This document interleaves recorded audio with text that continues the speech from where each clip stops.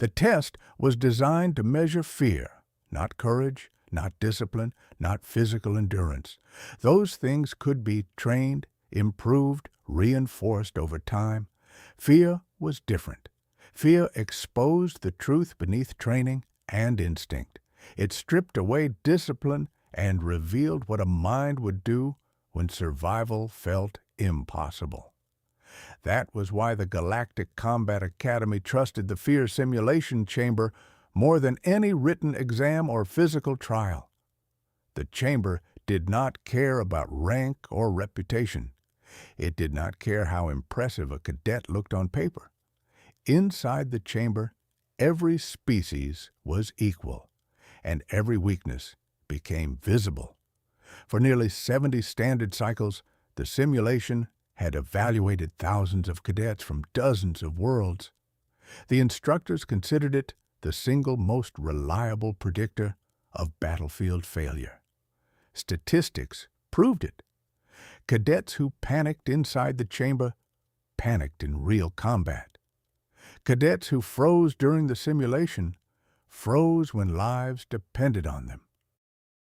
And cadets who endured the longest were almost always the ones who survived. The system was precise, clinical, unforgiving. Most cadets lasted less than 2 minutes. Many lasted less than 1. Some broke in seconds. The Academy did not advertise those numbers, but every instructor knew them by memory. Instructor Halvin stood in the observation room overlooking the preparation area, his upper arms folded across his uniform plating. He had supervised more than 200 fear tests during his career. He had seen warriors from predator worlds reduced to shaking wrecks. He had seen decorated trainees beg to be removed from the chamber. Once, he had seen a cadet lose consciousness before the simulation even reached peak intensity. The chamber did not need to injure a cadet to defeat them. The mind did the damage on its own. Halvin trusted the system completely.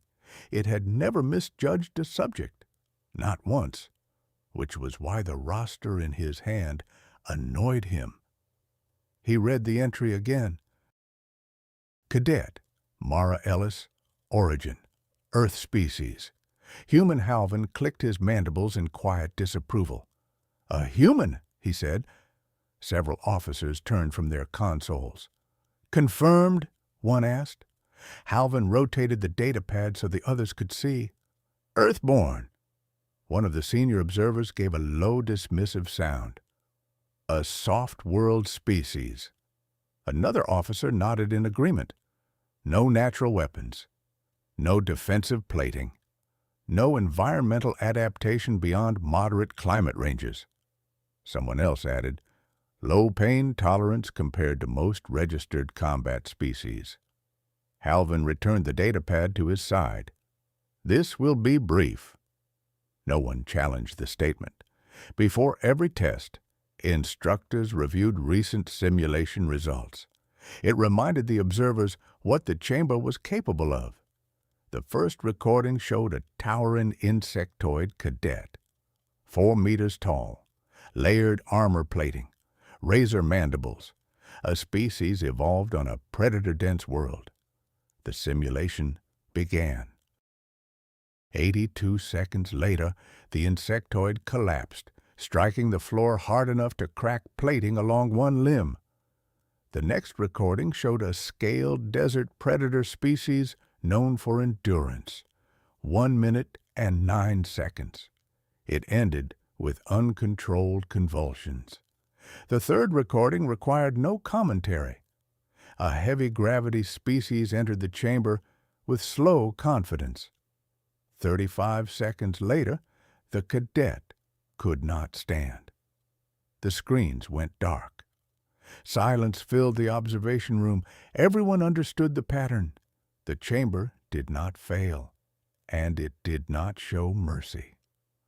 Through the observation window, the next cadet waited alone in the preparation area. The human girl sat on the metal bench with her back against the wall. Her posture was relaxed, One leg slightly extended, shoulders loose, no tension, no visible stress signals, no defensive positioning. She reached into a small container and removed a portion of food. Then she began eating, slowly, methodically. Like this moment meant nothing at all, like she was waiting for a routine briefing instead of psychological evaluation. Halvin watched her longer than he intended. Most cadets paced. Some stretched repeatedly. Others whispered to themselves or checked equipment that did not exist.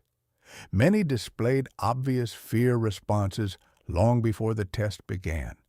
Elevated breathing, rigid posture, restless motion. The human showed none of it.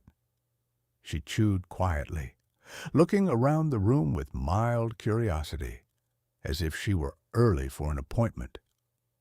"Strange," one observer muttered. Halvin did not respond immediately. He continued watching. The human finished eating, closed the container, wiped her hands carefully on a cloth. Then she leaned back against the wall and simply waited.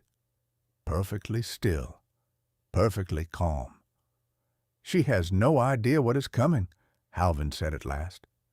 One of the officers gave a quiet chuckle. "They never do." Halvin nodded once, because every cadet believed they were prepared. Every species believed they understood fear, until the chamber showed them otherwise. The indicator above the preparation door turned green. Evaluation ready. Halvin pressed the console control.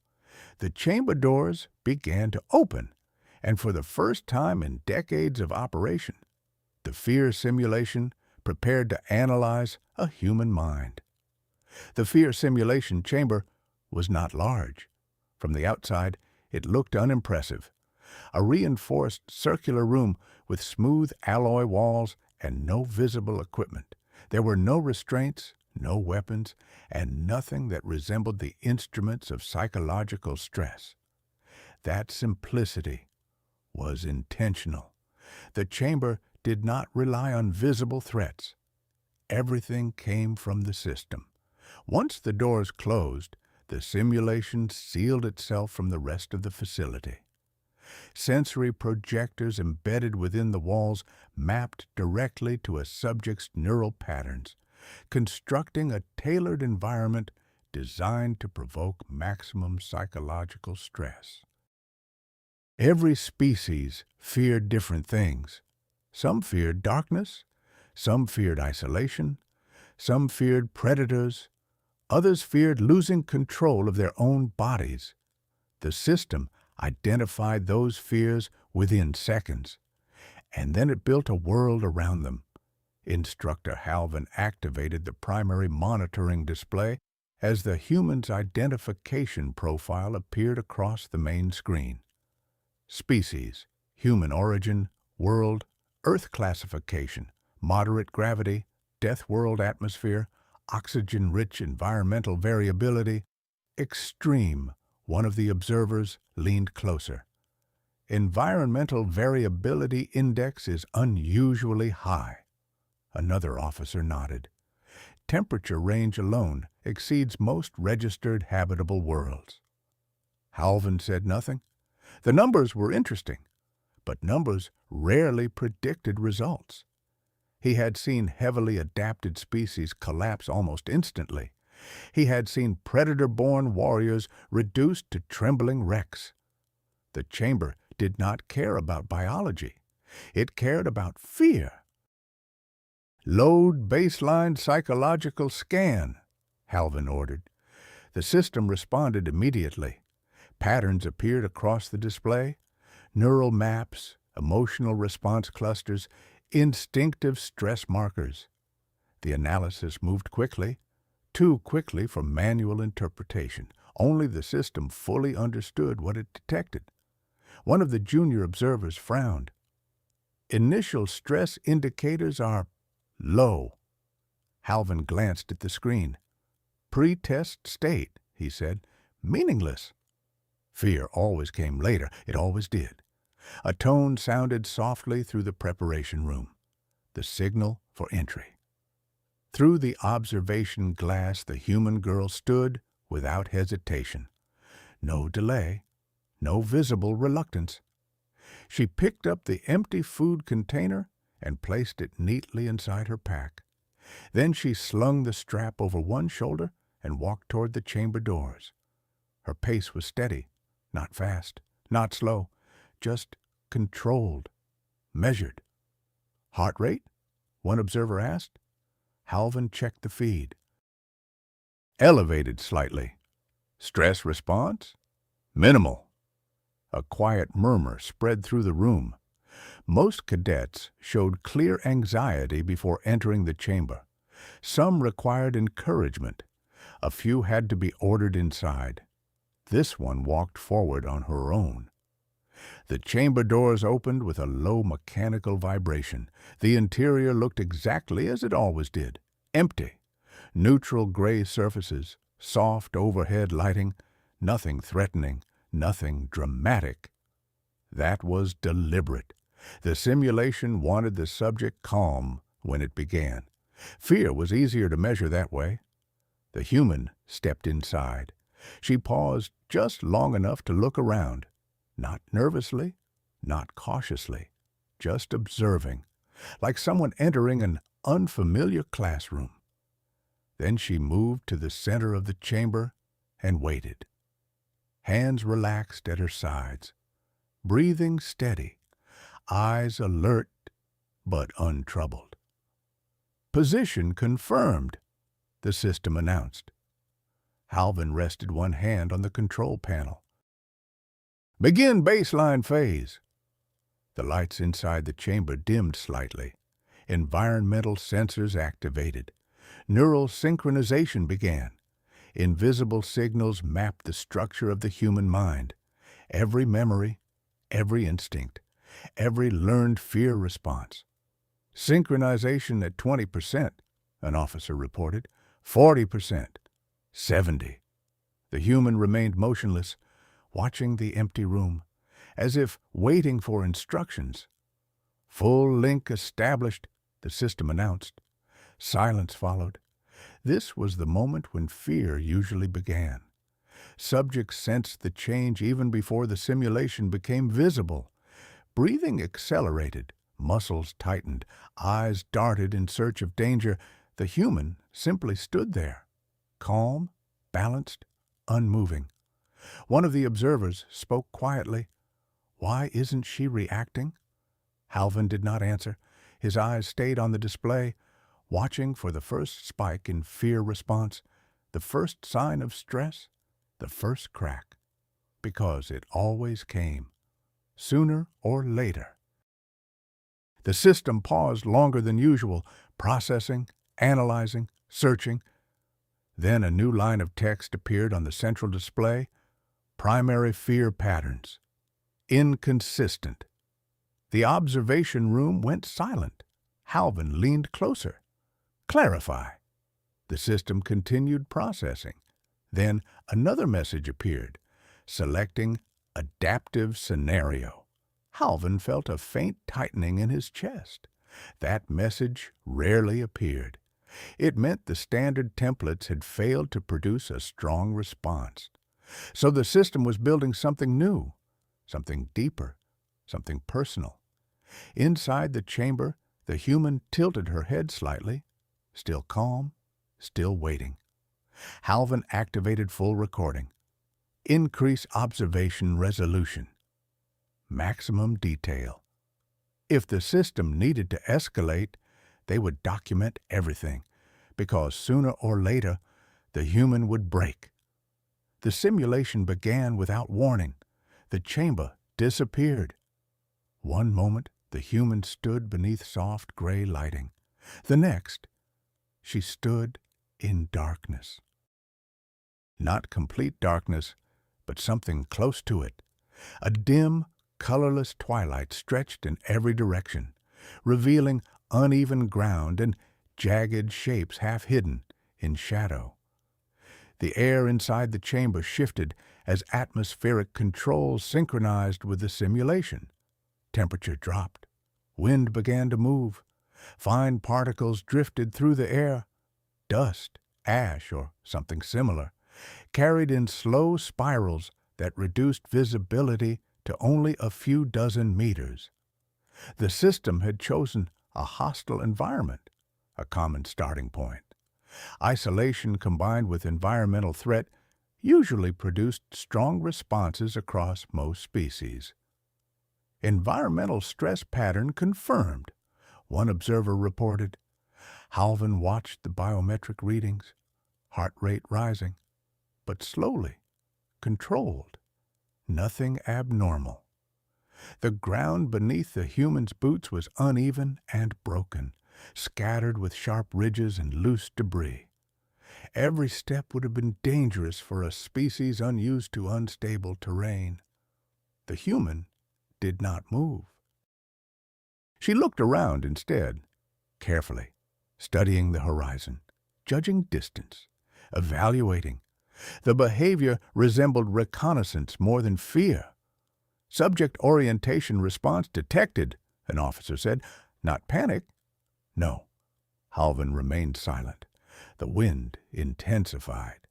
Temperature continued dropping. Frost began forming across the surface of the rocks. The system was layering stressors now. Cold exposure combined with reduced visibility and uncertain footing. Most species showed clear distress at this stage. The memory logs proved it. Some attempted to run, some froze completely, some collapsed in confusion. The human bent slightly and touched the ground. She rubbed the frost between her fingers, then stood again. Curiosity response, one observer noted. Someone else sounded confused. Why would she? Halvin raised a hand for silence. Minutes passed. The simulation deepened. Wind became harsher. Visibility worsened. Distant shapes began moving at the edge of perception. Predatory silhouettes, large, fast, never fully visible, just enough movement to trigger instinctive alarm responses in most subjects. The human noticed them. Her gaze tracked the motion immediately, body shifting slightly, weight balanced, not retreating, not advancing, prepared, but calm. Fear response level, Halvin asked. Low. Clarify. Below projected baseline.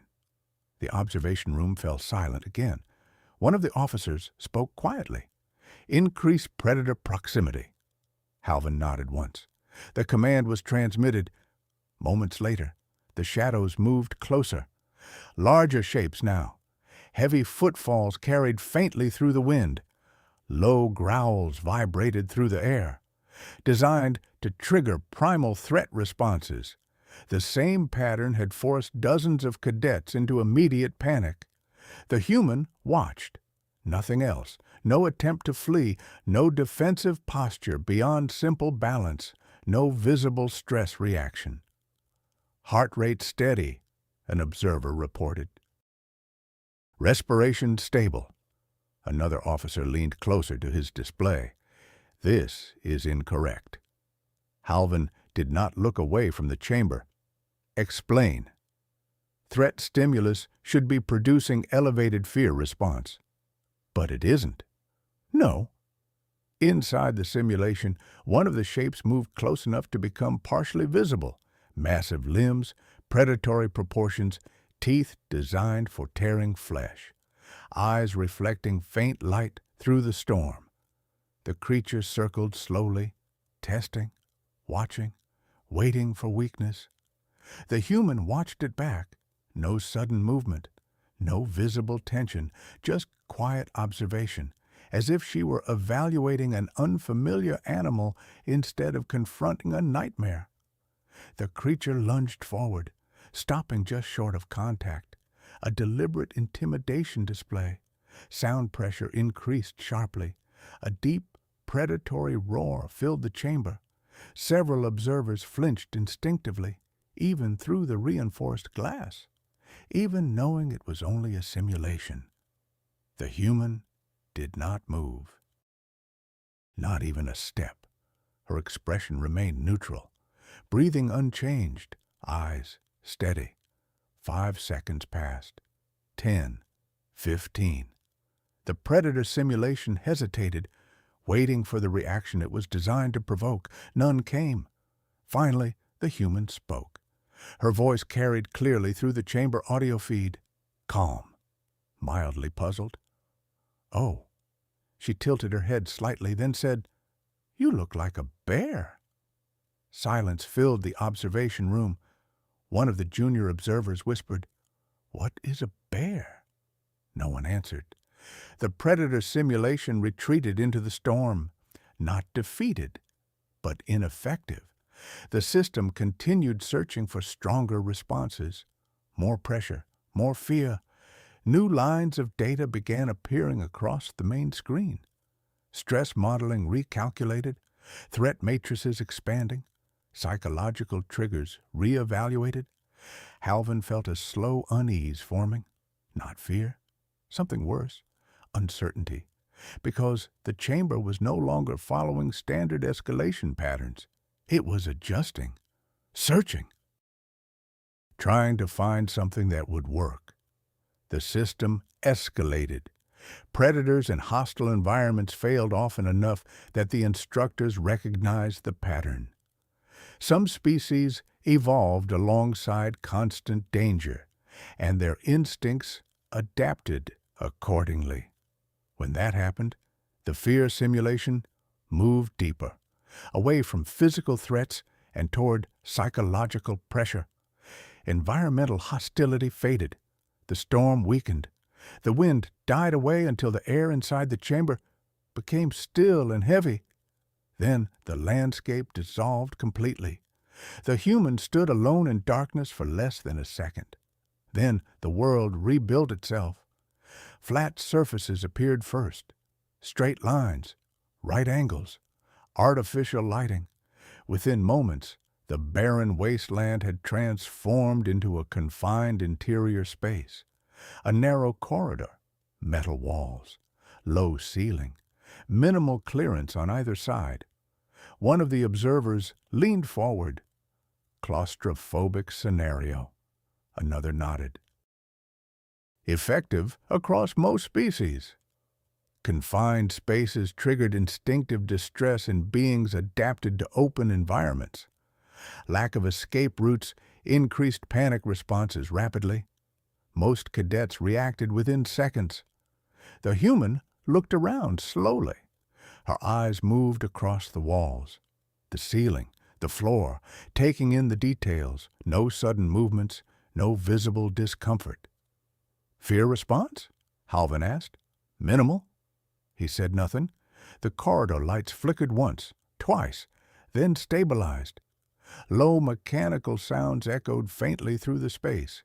Distant impacts, vibration through metal structures, structural stress noises designed to imply danger without revealing its source.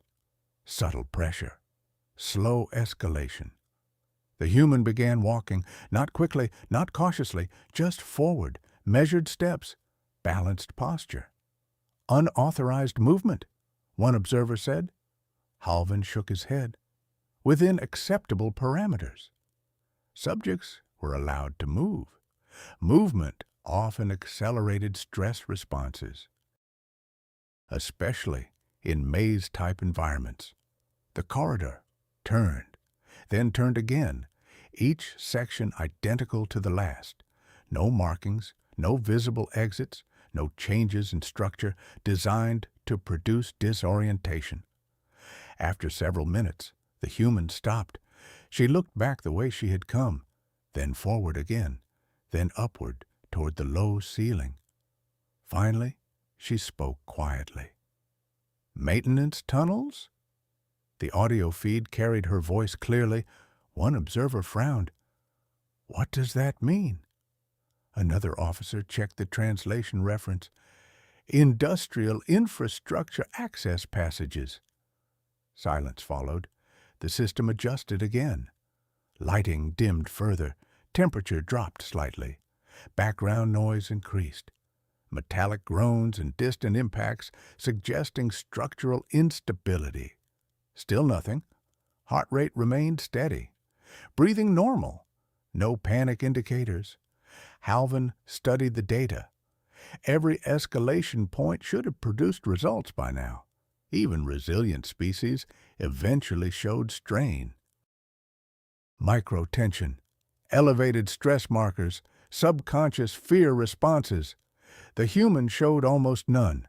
The system escalated again, without instruction. A new simulation layer activated. The corridor lights failed completely. Darkness filled the chamber. Total sensory deprivation except for faint vibration through the floor. Several observers shifted uneasily. Darkness scenarios were among the most effective. Species dependent on visual awareness often reacted immediately. Loss of environmental control triggered powerful fear responses. Seconds passed. Then the human's voice came through the audio feed. Still calm. Still steady. Power outage. A pause. Then, probably temporary. One of the observers whispered, "She sounds bored." No one disagreed. 30 seconds passed. 1 minute. Still no reaction. Then the human shifted position. A small movement. She lowered herself carefully to the floor, sat with her back against the wall, arms resting loosely across her knees. Halvin stared at the display. What is she doing? A junior officer checked behavioral references, then hesitated. Posture suggests energy conservation.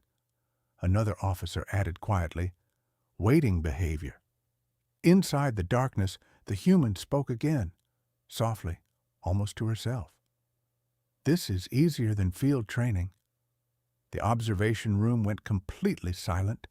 Halvin turned slowly toward the monitors. Repeat that. The recording played back immediately, clear and unmistakable. This is easier than field training. No one spoke, because the implication was impossible to ignore. Everything the simulation had produced so far, hostile terrain, predators, isolation, confinement, darkness, registered in the human mind as routine difficulty, not terror, not crisis, not even stress, just inconvenience. The system continued processing, searching deeper, building new models, trying to locate a response pattern strong enough to qualify as fear. Then a new line of text appeared across the central display. Escalation level, maximum. Several officers exchanged uneasy looks. Maximum escalation was rarely necessary and almost never recommended. Halvin did not cancel the sequence. He did not speak. He simply watched, because the system believed it had finally found something powerful enough, something personal enough, something that would finally work. Inside the chamber, the darkness began to change, and for the first time since the test began, the simulation prepared to show the human her past. The darkness shifted slowly, not fading, changing. Shapes began forming at the edges of perception, faint outlines emerging from the black. The narrow corridor dissolved into open space again, but this time the system did not construct an alien landscape or a hostile world. Instead, it built something smaller, closer, personal. The human remained seated as the environment stabilized. Flat ground appeared beneath her, solid. Familiar. Artificial lighting flickered overhead, not the sterile gray illumination of the academy. Something warmer, uneven, imperfect. Memory reconstruction in progress, one observer whispered. Halvin said nothing. Maximum escalation meant the system had abandoned generalized threats. This phase targeted deeply embedded emotional triggers, moments associated with helplessness, danger, and loss of control. Every species possessed them. And when the simulation reached this level, subjects always broke. The scene sharpened, rough walls appeared, old metal supports, cracked surfaces, dust gathered in corners where maintenance never reached. Primitive construction by Academy standards, but functional. The human slowly stood. She looked around the space, eyes scanning from wall to wall, across the ceiling, down to the floor. Recognition came almost immediately. Not shock, not distress. Recognition. One of the observers leaned toward the screen. Emotional spike detected. Halvin focused on the readings. Heart rate rising, not sharply, but enough to register. Finally! Inside the chamber, the human walked a few steps forward. Her hand brushed lightly against the rough surface of the wall, testing it, confirming it.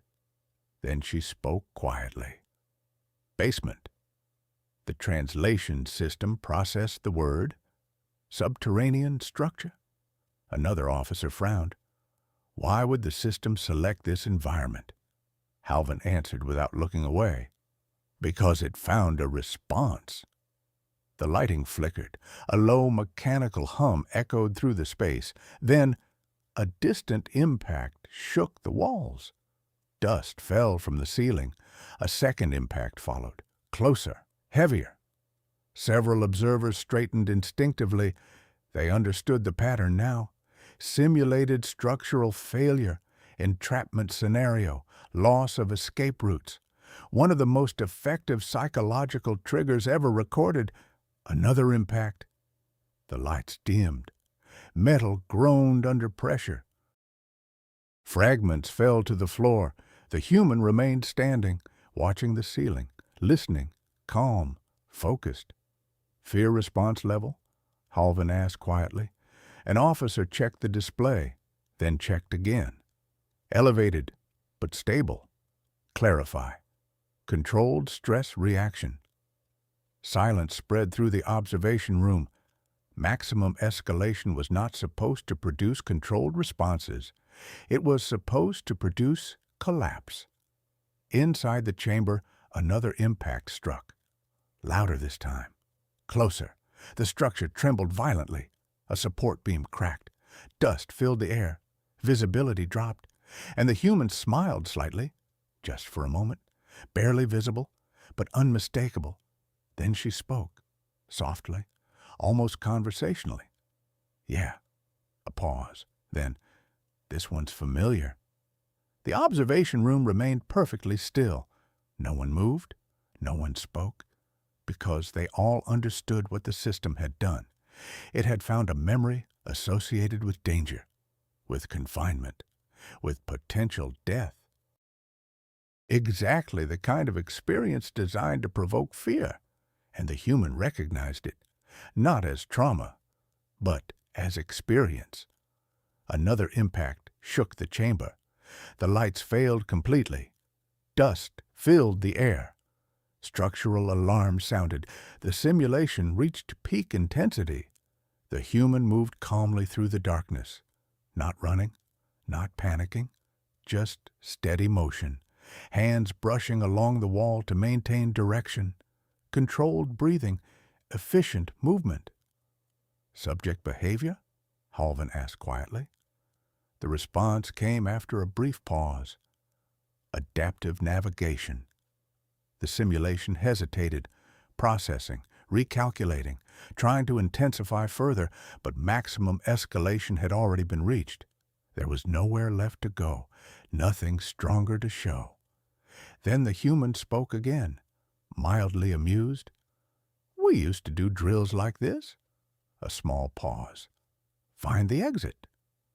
Halvin felt something shift in his understanding. Not fear, not confusion, recognition. Because the system had reached its limit, and the human had not. Then the central display changed.